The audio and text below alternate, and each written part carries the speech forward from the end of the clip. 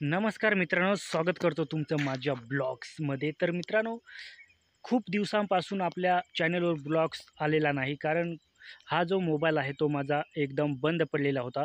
कारण तो एकदम स्विच ऑफ व्हायचा, खोलाय जायचा, स्विच ऑफ व्हायचा, खोलाय जायचा, असं करत होता. त्याच्यामुळं मला एकही व्हिडिओ टाकता नाही आला.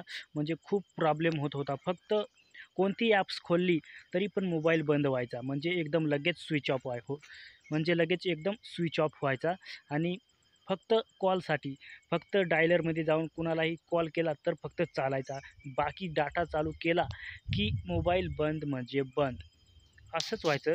त्याच्यामुळं मित्रांनो, मी आजपर्यंत 7-8 दिवस झाले आपल्या ब्लॉग्सवर एकही व्हिडिओ टाकला नाही, अपलोड केला नाही.